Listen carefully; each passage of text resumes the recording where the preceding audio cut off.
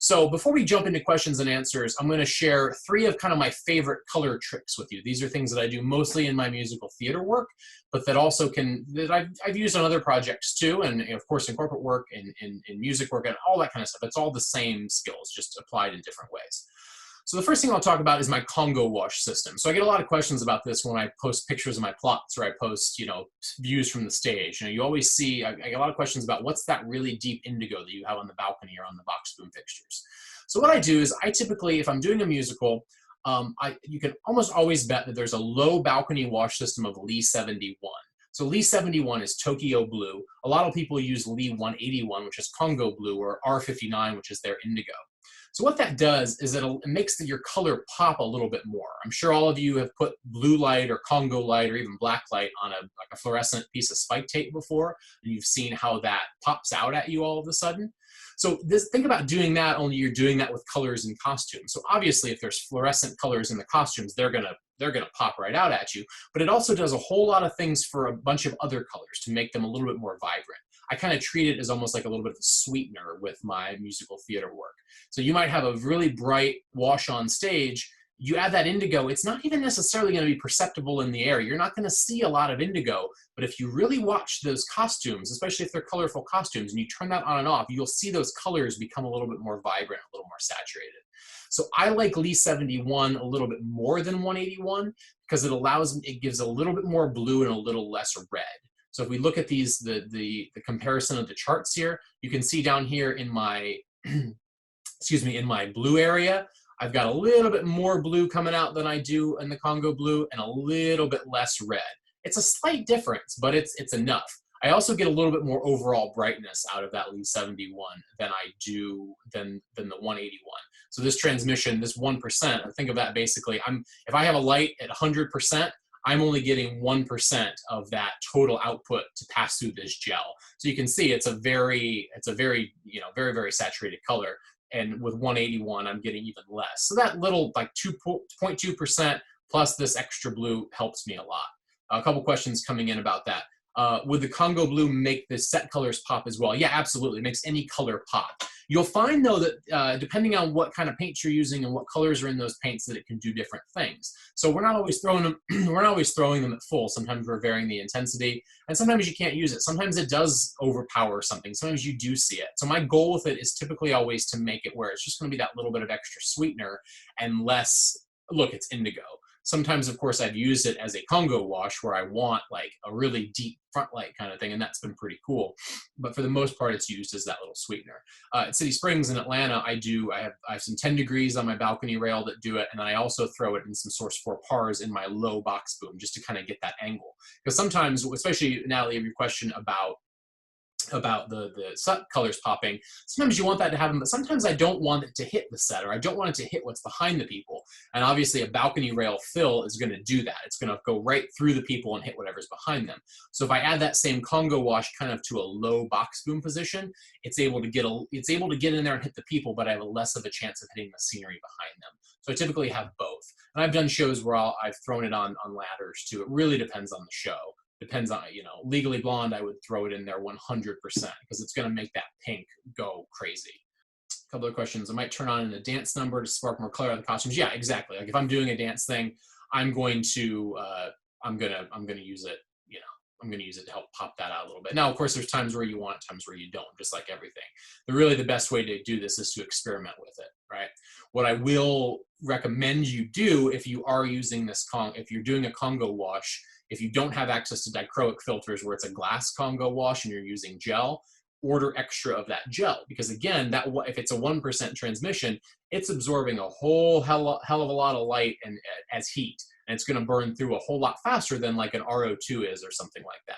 So do what you can to protect that. Put heat shield in it, put it in a color extender if you can, and at the very least just buy spares and make sure you're watching out for it. Make sure your lamps are properly benched so you don't get hot spots that are going to burn through, things like that. How do I balance the low transmission rate to the composition of the scene? Again, like I don't see this, you don't see it as you would, like you would turn on any other light. Like it's not providing illumination. So it's not doing a lot of, it's not providing that visibility to my scene, right? If we go back to our functions of stage lighting, my visibility is coming from other sources. What this is doing is it's kind of just creating this like magical, otherworldly kind of feel. It's really hard to describe and hard to put into words. If we were in a theater right now, I could turn it on and show you.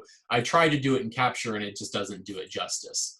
I'll talk a little bit more about that if people are interested in the questions and answers session. So here, I forgot, this is a picture I posted on Instagram this week. You can see this is just a blue wash. This isn't even Congo, but even with blue, you can see exactly how much these little fluorescent spike marks are popping on the stage. Okay, the second trick I like to use is to use the audience's own eyes against them. And so what I mean by this is, I'll give you a for instance. Let's say that the first cue in our show, not our walk-in, but the first lights up cue of the show, we wanted to be really, really deep blue. We wanted it to be indigo. We wanted it to be Congo. There's some kind of moment we wanted to be really blue. What I might do then is in my preset or in my walk-in look, I might try to avoid using blue altogether. And instead, I'm going to use as close to the complement of that or the opposite of that, this yellow, as I can. What's going to happen to the audience's eyes is if you're walking in and you're staring at basically red and green coming at you for a half hour, your eyes become somewhat desensitized to that red and green. And then when you hit them with that blue, it's like all that much more vibrant. Now, there's a lot, you can debate over that, how true that is. And of course, it's going to be based on the person. But the best example I can give you is if you stare at, have you ever, in middle school or high school science, you stared at that inverted colors of the flag kind of thing, right? And you looked up at a wall and you saw that it was the right color. It's kind of a similar but not the same idea, right? Obviously, it doesn't always work that way. If the first cue of my show is going to be deep blue, then maybe my preset probably doesn't want to be bright yellow. But you get the idea. You can start using those little tricks. You can also do it without color. I've done it. We did a production of Burnt Part Boys 5 or 6 years ago now. And in that show, there's a big explosion that happens. And then 10 to 15 minutes of the show takes place in the dark. So what we did is when that explosion happened, we had, I think, 3 or 4 atomics that just like went as bright as they could for as long as they could. They thermaled out and then went off. And so what the eye is doing is, of course, that iris is contracting super tight because it's reacting to that bright light. Then all of a sudden it's gone, and now your darkness is that much more vibrant. I don't know if it's the right word, but the darkness is that much more dark because your eyes are not as quick to adjust to the darkness. So it was able to give us this really cool effect for the audience to perceive. Of course, that was combined with like a ringing sound that hurt your ears. It was very environmental, very cool. So you can use that same thing in your theatrical work, just with color. You can use it in music if you wanted to. You say you have a really slow part of the song, you're really deep, you're really blues, and all of a sudden you're going to come in with this big rock stuff. Throw it to the other side of that spectrum. Go opposite with it. Make those eyes go whoa. Sometimes, if it's the right choice, of course. Okay, and then the final thing I'll talk about is atmosphere. So, of course, when you think of atmosphere, the first thing you think of is haze. What you're looking at right now, I've got 3 examples of some musical cueing that I did that are on my Instagram. You can go check those out. And at the bottom, here's a theatrical moment. So, of course, with haze, we're shaping the space. We're defining shape. We're defining geometry. We're telling the audience where to look. But we're also able to completely change the color of the air.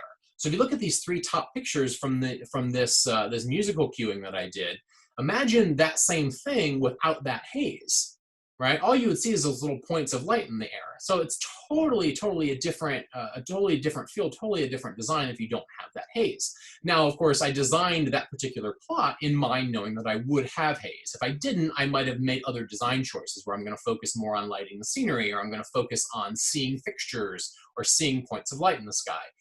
But because I know I have haze, I'm using that haze as an architectural element, and I'm able to use the color in that haze to completely change the world that I'm in. I like to describe that to producers who are unsure if they want to let me use haze. I say, okay, I can light the people, I can light the scenery with red and make it really angry, or I can change the entire atmosphere to red and make the air feel angry. I think that's kind of a good way to describe it. So yeah, so that is kind of the end of my prepared content. I'm happy to hang for a few minutes. I'm sure some people have colors. Yeah, and Natalie just asked, it's color exhaustion for eyes. That's basically what I'm talking about with that other thing. You're exhausting, you're desensitizing the eye to a certain color. If you hit it with the opposite of that color, at least in my opinion, it becomes a lot more vibrant.